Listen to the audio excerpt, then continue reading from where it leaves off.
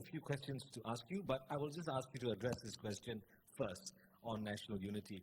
And I was quite interested in how how we have metamorphosed into believing that we exist almost as separate entities. So you have a Malay history, you have a Chinese history, you have an Indian history, when actually that's a fake history, because we have interweaved as communities for all of this land's life.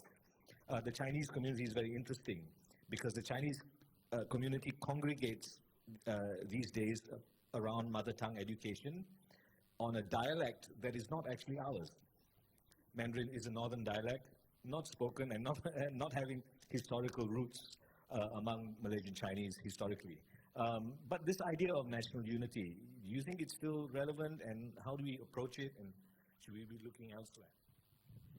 I have spoken when Barisan was ruling that we need to empower the unity minister, Menteri Persatuan. And I've also spoken when there is a new Malaysia in Parliament, in the Senate, that it is time we have some political will to make this national unity work. And for a start, we need a senior minister. We need to have bigger budgets. We need to have a bigger departments. We need empowerment of the ministry, not putting just a token or to accommodate, to create a ministry to include some parties, small party, etc. So I think we failed there. We are not serious about unity. And it is time NGOs, the voices must speak out.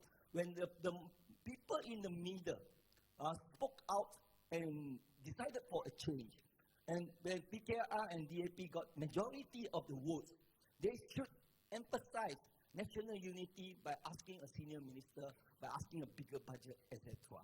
But we missed that. And instead, I'm very happy to note Suchi says that, education is very complicated. In the past, DAP, past and present leaders have simplified education and blamed everything on MCA, the Deputy Educational Minister. So unfortunately, it's a blessing that DAP is in power today, so we can see exactly what you preach and what you practice. So coming back, it is time for us to be serious. It is time for us to talk about unity. I love unity. I spoke, the first time I was a state assemblyman, we have a training, I spoke to Anwar Ibrahim openly.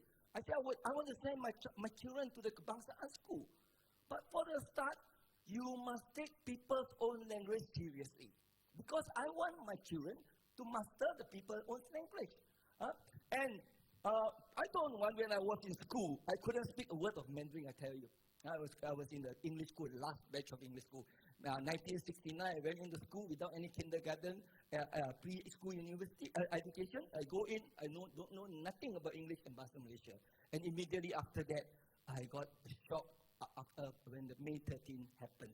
So that is why I'm so committed about this building bridges to build unity. And unfortunately, during our POL classes, people's own language, the Malays will go to religious school, our Chinese school and our Indian class will be empty, free class.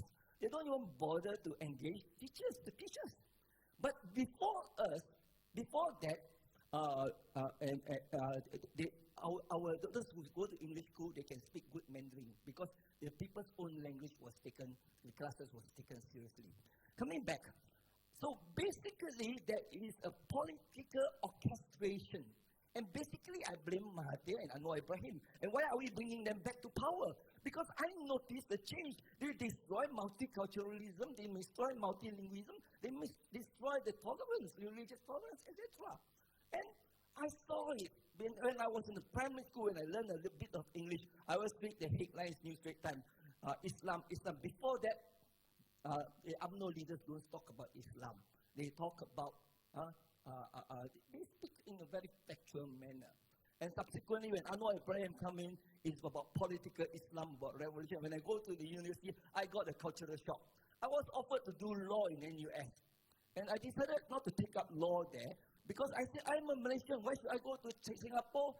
And they want me to serve them for 8 years or 12 years, etc. By giving me 3 years education. My government give me free education from standard 1 to standard 6, from Form 1 to Form 6. And many of my friends seized the opportunity to go to Singapore. They have actually, the brain drain is there.